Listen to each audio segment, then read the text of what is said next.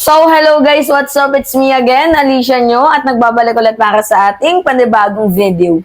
Mga minamahal, finally, eto na nga po. As of the moment to 3:35 hours nang nakakalipas. Habang nanonood ako, abay talaga nga namang yung mga DDS fake news vlogger ay talagang sinabon malala. Dahil nga po sa kanilang pagpapakalat ng fake news. And I find it funny, doon lamang po sa part na pinaglalaban nila yung kanilang mga sinasabi, pero pina-fact check sila, mga minamahal, ng Congress. At to the point na nung naiipit na nga po sila, mga minamahal, wala na silang ibang ginawa kundi umiyak. Hanggang iyakan na lang sila, mga minamahal. Tapos yung isa takot ma-cite and contempt, hindi pa nga siya sinasite and contempt, umiiyak na. And I know, nakilala nyo yung babaeng nakaitim. So ngayon, ito yung nakakatawa. Ito yung malakas bumanat kay kay PBBM. Hindi lang kay PBBM, kay House Speaker Martin Romualdez, sa mga kongresista, sa AKAP, lahat binabanatan nito kahit wala naman siyang source. Ang nakakatawa dito sa part na yan, mga minamahal, umiiyak na siya dyan.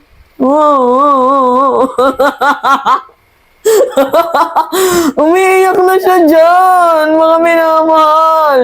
Tapos yung post niya, hindi niya maalala kung bakit galit na galit daw siya, ganyan-ganyan. Umiiyak na siya, tapos wala siyang ibang ginawa kundi, sorry, I apologize for my mistake, sorry, fake news po ako. Umamin din naman pala. Tricom lang naman pala, mga minamahalang magpapatawag at talagang magsosopla sa kanila. Yan kasi ang hirap sa mga keyboard warrior. General na lang yung pag-usapan natin, mga minamahal, kasi dinidinig pa naman tong hearing na to. Inaabangan ko kasi yung payroll Hanggang ngayon wala pa.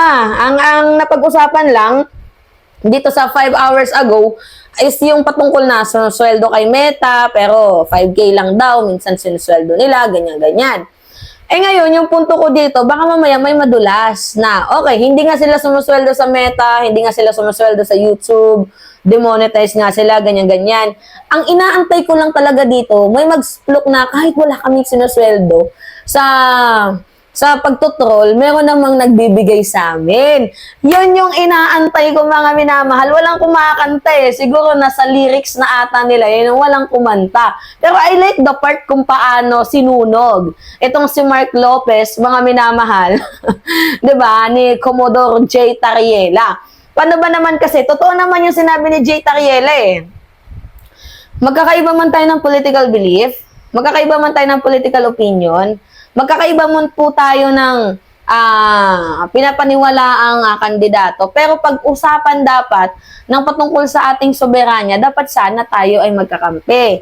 Dapat sana tayo ay nag-iisang boses. Kaso bakit ganito yung ginagawa mo? Nagpe-fake news ka, ganyan-ganyan. So, diba? Ang pangit nun. Tapos ngayon, ito na. Yung summarize ko na lang yung dito kay Mark Lopez, sorry po, nagkamali po ako kasi natatakot siya na ma-cite and contempt, na natatakot siya na ma-detain kasi last warning niya na lang daw po yun. Sabi niya, remember, under oath ka, ganyan, last warning mo na yan. Tinatanggap namin yung apology mo, pero last warning mo na yan. Pag gumawa ka pa ulit ng lawyering or pagsisinungaling, ikaw ay i-detain na. Alam nyo, ang sarap sa damdamin, no?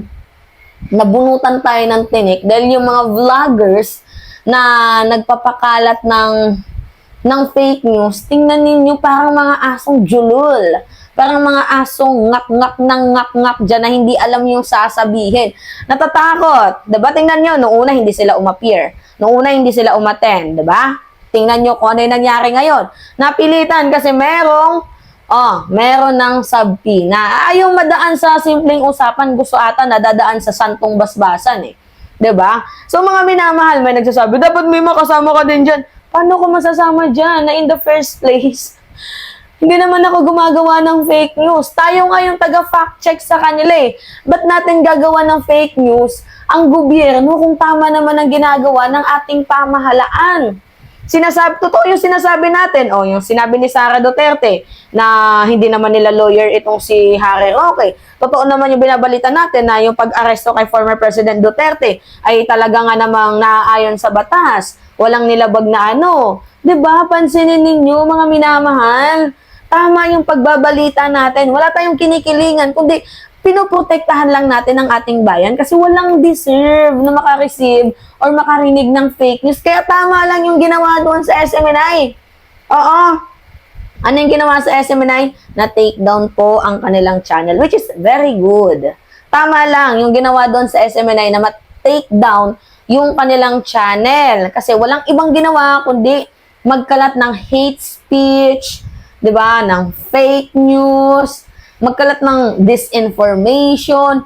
Walang deserve na makarinig ng fake information, mga minamahal. Kaya ako sinisiguro ko sa inyo, yung pagbabalita ko, laging tama, laging totoo, laging nasa batas, lagi kayong updated, hindi bias. May mga pagkakataon nga, di ba, na nakikita nyo mga minamahal na kahit ako ay maka-Marcos, maka-administrasyon, pag meron tayong mali, especially may maling ginawa ang DOH, may maling ginawa itong ahensya na to, tinitira natin.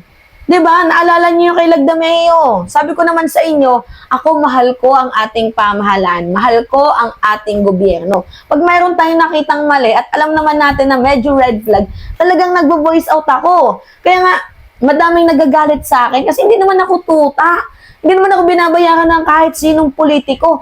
Ako po ay gusto lamang maghatid ng aking opinyon sa laysay bilang isang mamamayang Pilipino na nagbabayad din po ng tax. Gusto kong malaman ko yung opinion nyo.